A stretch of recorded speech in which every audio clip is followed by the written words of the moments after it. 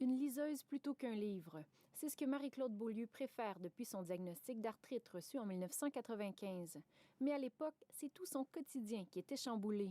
Ouvrir des pots, des choses comme ça, là, que ça a l'air niaiseux. Changer les couches des petits-enfants. J'avais besoin de l'aide. J'étais incapable de changer leurs couches. Un premier traitement lui est prescrit, mais sans succès.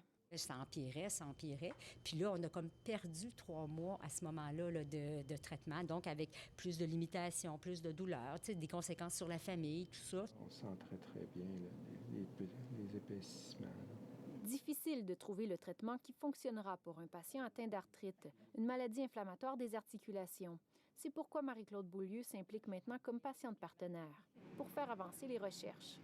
Il y a des conséquences importantes à cette incapacité de préciser quel traitement fonctionne.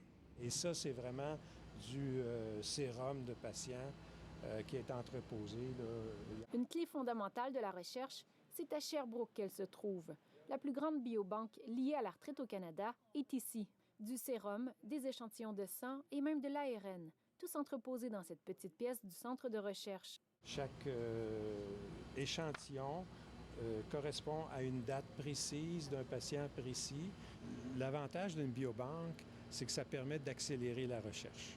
Parmi les grandes avancées des dernières années, la place de la génétique. On est capable de prédire comment les choses vont aller. On est capable de préparer les personnes à ça.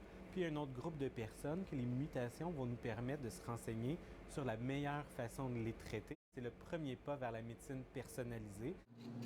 Un pas que le CHU Fleurimont travaille particulièrement à franchir.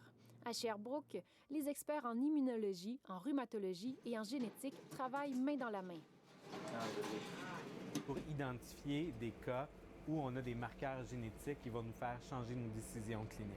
Ça, je pense que c'est quelque chose qu'on ne retrouve pas ailleurs au Québec. C'est cette partie de notre modèle sherbrookois-là qu'on se fait demander d'exporter ailleurs au Québec. Pour que d'autres patients puissent eux aussi en bénéficier.